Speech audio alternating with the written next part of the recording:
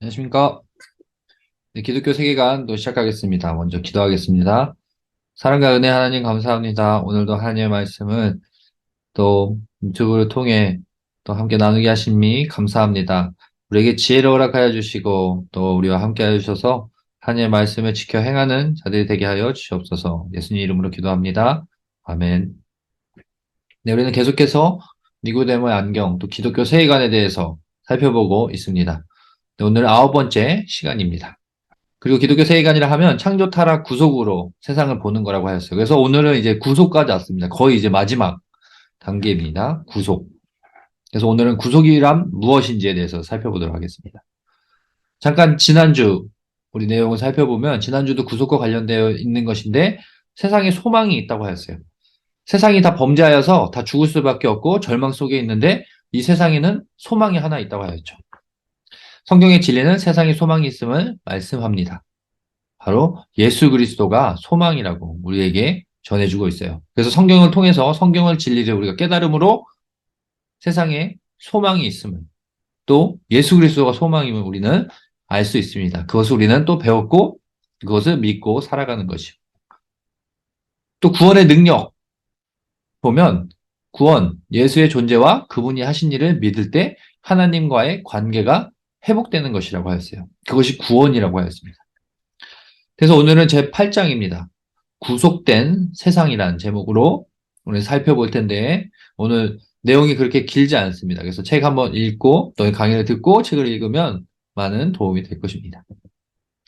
먼저 구속은 회복이라고 설명하고 있어요. 우리 지난주 살펴봐도 생각해도 그렇죠. 무슨 회복이라고 했어요? 하나님과의 관계가 회복되는 것이라고 했잖아요. 그럼 이게 또 무엇인지 또 차근차근 설명을 하는데 이 책에서는 자동차 비유를 가지고 설명하고 있어요. 먼저 타락부터 살펴보면 타락은 자동차가 고장난 구조적 결함이 아니라 잘못된 방향으로 가는 것이라고 하였습니다. 그렇죠. 타락을 통해서 하나님께서 만드신 이 세상 또 사람이 구조적으로 뭔가 잘못된 것이 아니라 타락을 통해서 잘못된 방향으로 간다는 것이죠. 자동차와 비교하여서 이렇게 또 설명을 하는 것이죠. 구조적 결함이 아니라 잘못된 방향으로 가는 것이다. 자동차를 운전하는데 자동차가 고장난 것이 아니라 핸들을 잡은 사람이 잘못된 방향으로 가는 것이 타락이라고 하는 거예요. 그래서 그것을 회복해야 되겠죠. 그래서 구속은 방향을 바른 길로 회복하는 것이라고. 운전하는 운전자가 잘못된 방향으로 가는 것은 어느 곳이 바른 길인지 알고 그것을 깨달아 핸들을 돌리는 것. 이것을 구속이라고 이렇게 예화로 설명하고 있습니다. 그래서 오늘 이 책을 통해서 우리가 살펴볼 것은 구속이란 무엇인가입니다. 구속. 구속이란 무엇인가?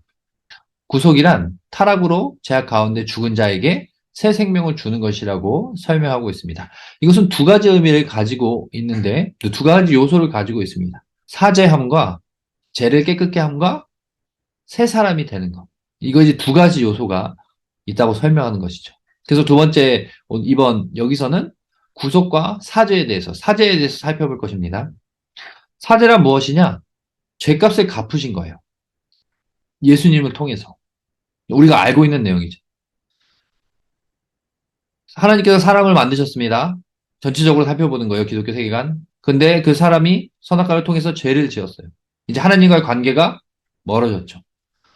하나님은 이 사람을 다 멸망시키지 않고 그들에게 기회를 주셨죠. 다시 돌아올 수 있는 기회. 그 기회를 예수님을 통해서 할 수 있도록 주신 것이죠. 그래서 예수님이 우리의 죄값을 대신 치러내심으로 우리는 그 죄책에서 해방되는 것이죠. 그것이 사죄입니다. 그래서 구속은 첫 번째 요소는 사죄의 의미를 가지고 있어요. 예수님을 통해서 우리의 죄악된 죄값이 갚아지는 것. 그래서 죄책에서 해방되는 것. 이것이 사죄입니다. 그래서 갈라디아서 3장 16절에 이렇게 말씀하고 있어요.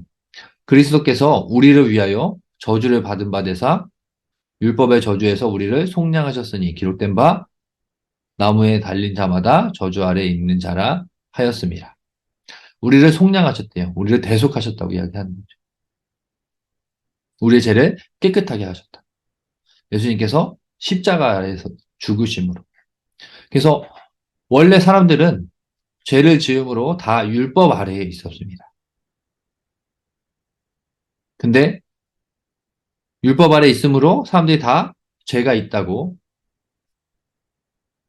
죄가 있음이 다 드러나게 된 것이죠. 근데 그것이 죄 없게 되는 것을 어떻게 하셨냐? 예수님께서 오셔서 그 율법의 저주를 자신이 나무에 달림으로 그 저주를 풀어주셔서 우리가 깨끗한 사람이 되고 그 죄값이 없어진 것이죠. 이것이 사죄라는 겁니다. 사죄. 예수님이 십자가에 죽으심으로 우리의 죄를 값을 갚으셨어요.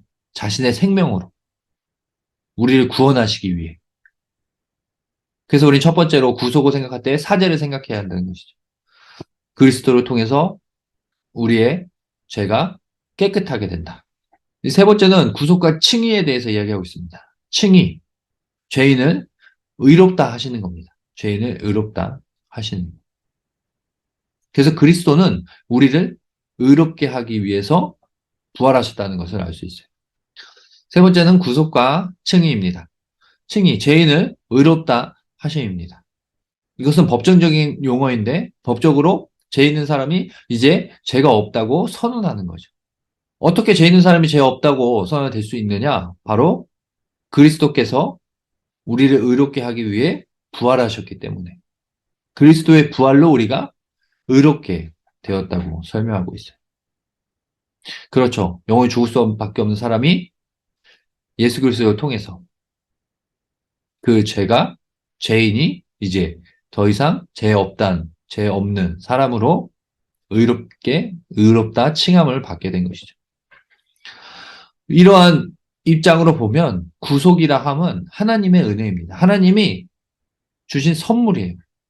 우리의 어떤 모습을 보고 하신 것이 아니라 우리의 선함을 보고 하신 것이 아니라 하나님의 은혜로, 전적인 하나님의 은혜로, 하나님의 주권으로 우리를 의롭다고 칭해 주신 겁니다. 그래서 우리는 의로운 사람이 돼서 구원을 받게 되는 것이죠. 그래서 구속받은 자는 죄악의 권세에 벗어나 새로운 생명의 원리를 따라 거룩한 삶을 살 수 있게 됩니다. 그리스도인은 거룩한 물이라고 설명하고 있습니다. 여기서 더 덧붙여 설명하는 것은 거룩은 그리스도인의 특권이자 의미라고 설명하고 있어요. 원래 죽을 수밖에 없는 사람이 그 죄값이 깨끗해졌습니다. 사죄를 받았죠. 그것으로 더 이상 죄인이 아니라 의인이라고 칭함을 받았어요. 우리가 다 그런 존재죠. 그래서 새로운 생명의 원리로 들어가게 된 것입니다. 새로운 생명을 얻게 된 것이. 그러니 죄인된 삶을 계속해서 살다가 이제는 우리가 의인이 됐으니 이제는 거룩한 삶을 살 수 있게 되었습니다. 그래서 그리스도인을 우리가 부를 때 성도라고 표현하는 거 아닙니까? 거룩한 무리, 거룩한 사람들. 그러니 거룩이라 함은 그리스도인이 행해야 할 특권이기도 하다는 것이죠. 거룩한 사람이라 칭함을 받았으니 거룩하게 행동해야 한다. 의무라고 설명하는 것입니다. 여기서 이제 새롭게 된 새 사람이 나오는데 네 번째는 성화에 대해서 설명하고 있어요. 거룩한 삶을 살아가는 겁니다. 사람이. 여기서 교회 다니면서 이 책에서도 이 교수님이 이 목회자들을 통해서 이야기했던 걸 설명하는데 예화를 드시는데 그 담임 목사님이 하시는 말이 있다는 거죠.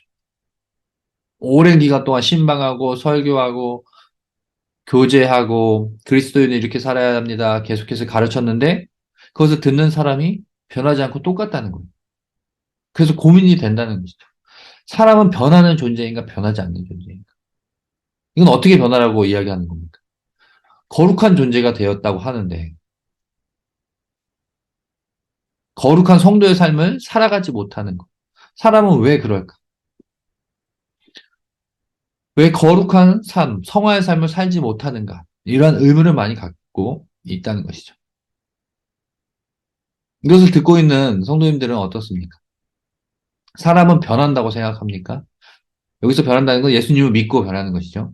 예수님을 믿고 사람들이 삶이, 행동이, 말과 그 성품이 변한다고 생각합니까? 아니면 믿기 전이나 믿은 후에나 똑같다고 생각합니까? 사람은 변하지 않는다고 생각합니까? 사실 앞에서 이야기했듯이 의무라고 하였어요. 사실 변화해야 하는 것이죠. 이것을 설명하는데 빌립보서 2장 12절에서 사도 바울은 너희 구원을 두려움과 떨림으로 이루라고 명령하였어요. 구원을 이루어라? 이게 무슨 의미일까요? 분명히 앞에서 이야기했어요. 구속, 칭의, 의롭다함을 받는 것, 그것은 하나님의 은혜라고 하였어요. 구원은 하나님의 은혜입니다. 하나님의 전적인 주권이에요. 하나님께서 하시는 거예요. 근데 사도 바울은 여기서 이 구원을 이루래요. 성도가, 개인이 두려움과 떨림으로. 이게 무슨 의미일까요? 이렇게 생각해야 하는 것이죠. 구원은 하나님으로부터 선물로 받았으니 그에 합당한 삶을 살아가라. 시간적 차이가 있습니다. 하나님 나라도 이미 임한 하나님 나라가 있고 아직 오지 않는 하나님 나라가 있다고 배웠잖아요. 그 이유는 왜 이렇게 하나님 나라가 두 개인 것처럼 우리가 알고 있다고 하였어요. 예수님께서 2000년 전에 오셔서 우리의 죄를 깨끗하게 하시고 부활하셨잖아요. 근데 예수님께서 약속하신 것, 다시 오실 것을 약속하셨잖아요. 그, 우리는 그 사이를 살고 있기 때문에 이러한 일이 일어나는 것이죠. 우리는 예수님 믿음으로 구원을 받았습니다. 근데 예수님은 다시 오실 것을 약속하셨어요. 세상의 마지막에. 그때까지 우리는 어떻게 하는 겁니까? 우리 구원을 이루어 나가는 거죠. 평생. 우리가 하나님 나라에 갈 때까지. 이것은 다시 말하면 성화의 삶, 거룩한 삶, 그리스도인의 의무를 다하며 살아가라고 설명하는 겁니다. 여기서 분명히 우리는 알아야 돼요. 구원은 우리가 의롭게 되는 것은 하나님의 은혜예요. 하나님의 전적인 주권이에요. 근데 그 이후의 삶은 우리가 행해야 할 의무라고 설명하는 것이죠. 두려움과 떨림으로 구원을 이루라고 설명하고 있어요. 믿는 자의 합당한 삶을 살아가려고 노력하라는 것이죠. 이 땅에서. 그걸 다시 한번 설명합니다. 구원은 하나님의 은혜입니다. 근데 구원받은 자는 이에 합당한 삶을 살아 구원을 이루어야 한다고 말씀하는 것이죠. 구원받았다고 끝! 내 맘대로 살 거야 이것이 아니라 구원받았으면 우리는 그 감사함으로 이 땅에서 거룩한 사람, 거룩한 삶을 살아가라고 말씀하는 겁니다. 그래서 구속은 구원받음으로 그치는 것이 아니라 더 나아가 새 사람이 되어야 합니다. 그래서 구속의 요소 두 가지 이야기했잖아요. 사죄, 죄가 깨끗해지는 것과 새 사람, 새 사람이 되는 것. 이거는 이제 삶과 관련이 있는 것이죠. 사죄는 깨끗함, 칭의, 구원과 관련이 있다면 구속은 그래서 더 큰 의미를 가지고 있다는 겁니다. 구속이. 구원과 구속을 구별하는 거예요. 그래서 창조, 타락, 구속. 구속에는 두 가지 의미가 있는 거죠. 구원받는 것, 깨끗하게 됨. 그 다음은 새 사람의 삶을 살아가는 것까지. 구속이 어떻게 보면 더 큰 개념이죠. 그래서 구속은 구원받음으로 그치는 것이 아니라 더 나아가 새 사람이 되는 그러한 삶까지 이야기하는 겁니다. 그리스도의 삶까지 설명하는 것이죠. 성화, 거룩한 삶을 살아가는 것. 그래서 빌립보서 4장 22절, 24절에서 이렇게 말씀합니다. 너희는 유혹의 욕심을 따라 썩어져가는 구습을 따르는 옛사람을 벗어버리고 오직 너희의 심령이 새롭게 되어 하나님을 따라 의와 진리의 거룩함으로 지으심을 받은 새 사람을 입으라. 새 사람을 입으라고 말씀하고 있어요. 옷을 입는 것으로 표현하는 것이죠. 전에 제약된 모습, 만약에 제약된 그 옷이 있다면 더러운 옷이 있다면 그것은 벗고 예수님께서 주신 새로운 옷을 입으라고. 이것을 삶으로 살펴보면 그 전에 행했던 제약된 모습들은 그만하고 옛사람은 벗어버리고 그만하고 이제는 새로운 삶, 거룩한 삶, 성화의 삶을 살아가라고 말씀합니다. 우리에게 이렇게 살아가라고 분명히 설명하는 것입니다. 그래서 우리가 산상수훈도 살펴봤는데 산상수훈의 주제가 그것이잖아요. 세상과 구별된 삶을 살아라. 예수님을 믿는 사람이니 이제는 죄악된 삶 그만 살고 믿는 삶, 새 사람의 삶, 거룩한 삶을 살아가라고 예수님 계속해서 설명하시는 겁니다. 오늘도 마찬가지죠. 구속, 성화, 구원 입은 사람이 구원에 입은 그것으로 합당하게 살아가는 것. 그래서 구속과 윤리, 여기서 이렇게 설명합니다. 윤리는 바르게 사는 것을 이야기합니다. 근데 우리는 이것을 깨달아야 해요. 제가 여기서 막 삶을 강조하였다고 우리가 바르게 산다고 구원에 이르는 것은 아닙니다. 이제 그거는 구원관, 구원론 굉장히 중요한 부분이에요. 이건 교리적으로 굉장히 중요한 부분입니다. 제가 성도의 삶, 성화의 삶을 강조하였다고 하여서 제가 바르게 산다는 것으로 구원에 이른다고 이야기한 적은 없습니다. 바르게 산다고 구원에 이르는 것은 절대 아니에요. 구원은 하나님께서 주시는 것. 근데 윤리적인 삶, 우리는 왜 바른 삶을 살아야 하느냐? 구원을 받았기 때문에. 우리는 구원을 받았으니까. 그러므로 바르게 살아야 한다는 것이죠. 하나님의 은혜를 입었다니까요. 가장 큰 은혜, 새 생명을 얻었습니다. 그럼 그 감사함으로 새 생명 얻은 사람과 합당한 삶을 살아가는 것이죠. 이것을 이야기하는 겁니다. 바른 삶. 이 땅에서 거룩하게 살아가야 하는 것. 그것은 우리는 은혜를 입었기 때문에 그렇게 살아가야 한다고 말씀하시는 것이죠. 성경은 계속해서 이렇게 이야기하는 거예요. 그러니까 성경을 배운 사람과 배우지 않은 사람, 그리스도인과 그리스도인이 아닌 사람, 사실은 눈으로 드러나야 합니다. 사실 저도 부족한 부분이고 저도 그렇게 살려고 노력하며 기도하고 있는 부분입니다. 매일 기도하는 것이죠. 저도 사실 삶으로 거룩한 삶, 바른 삶을 살지 못할 때가 더 많으니까. 근데 우리는 그것을 기억하고 살아야 한다는 거예요. 그러니까 성경을 알지 못하는 사람과 아는 사람의 삶을 이렇게 비교했을 때는 구별이 돼야 되는 것이죠. 거룩한 삶을 사는 사람이 예수님을 믿는 사람. 더 바른 삶을 사는 사람이 예수님을 믿는 사람인 것이죠. 삶으로 나타나야 하는 것이죠. 왜냐하면 우리는 큰 은혜를 입었기 때문에 우리는 구원을 받고 그러므로 바르게 살아야 하는 것이죠. 그래서 여기서 이 책에서는 그러므로를 굉장히 중요하게 이야기하고 있어요. 왜 우리가 거룩한 삶을 살아야 하느냐? 그러므로라는 거죠. 구원을 받고 그러므로 구원을 받았으니까 구원을 받은 그 감사함으로 바르게 살아야 한다고 윤리적인 삶을 살아야 한다고 설명하는 것이죠. 여기 절대 기억해야 할 것은 우리가 윤리적으로 산다고 구원에 이른다는 것은 아니라고 하였습니다. 여기서도 조금 더 설명을 하면 예수님을 알지 못하는 위인들, 선한 사람들이 이 땅에 많이 있습니다.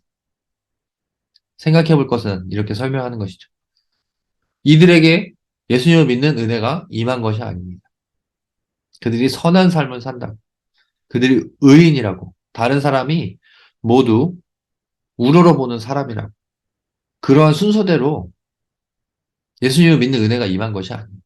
예수님의 은혜가 어떤 사람에게 임했냐면 저와 같은 우리에게, 부족한 우리에게 임한 것입니다. 그러니 더 감사하며 살아야 하지 않겠습니까?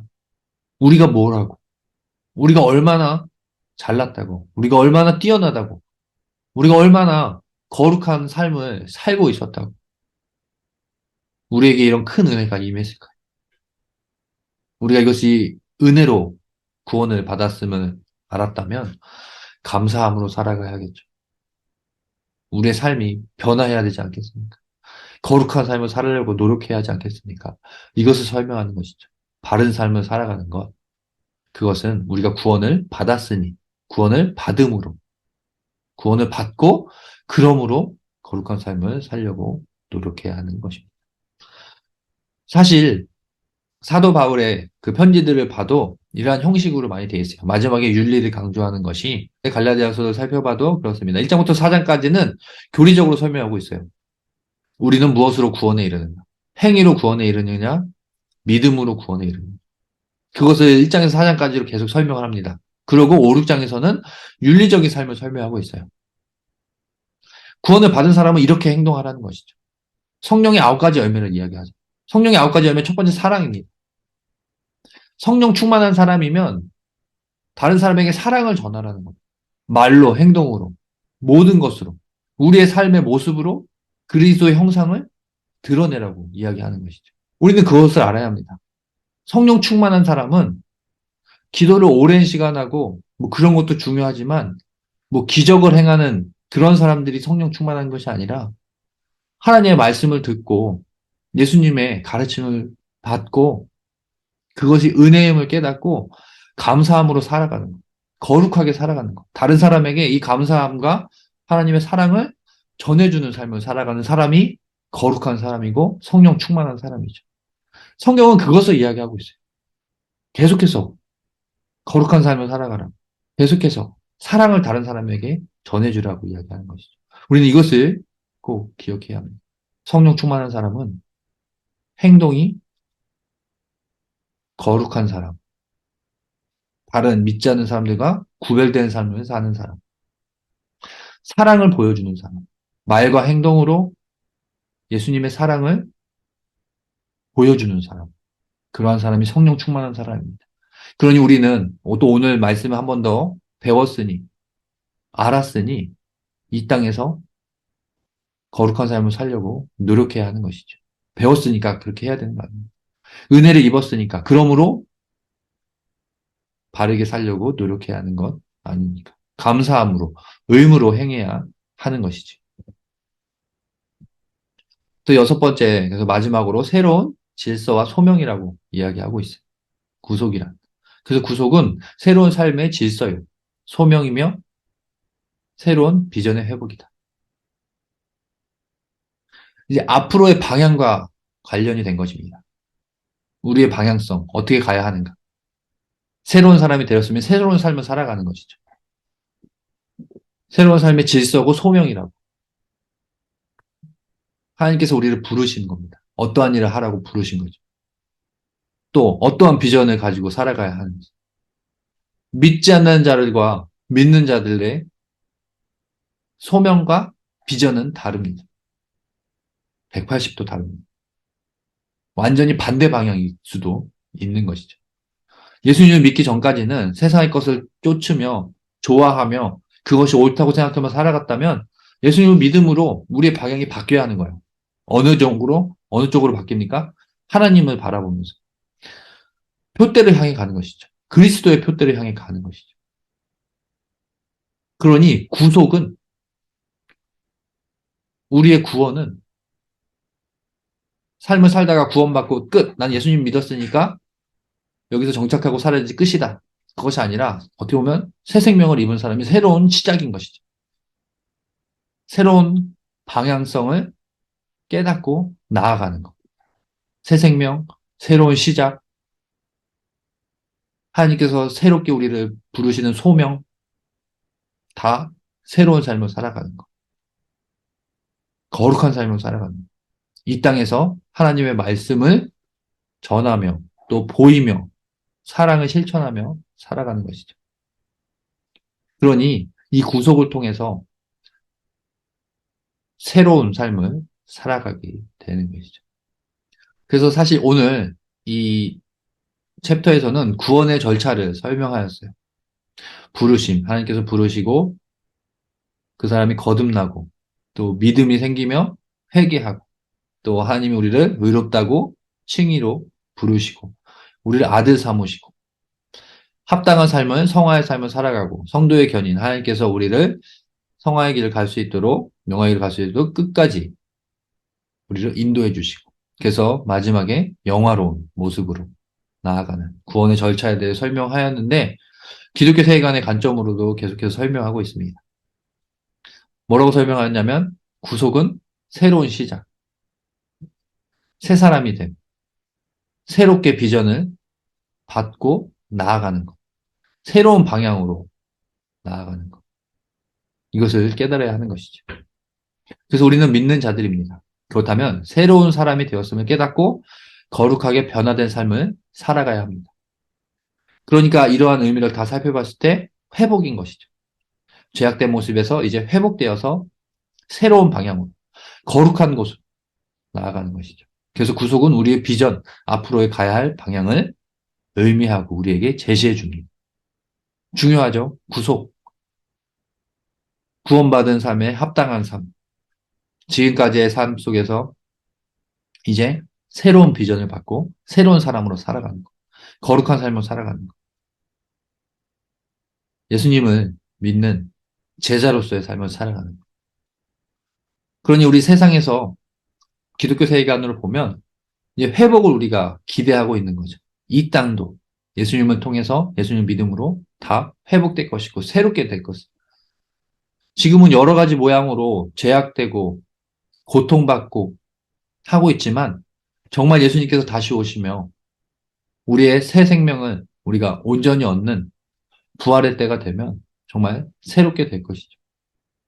우리는 또 그날을 소명하며 소망하며 나아가는 것이고 또 이 땅에서는 우리는 구원을 받은 자의 합당한 삶을 살려고 계속해서 노력해 나아가는 것입니다.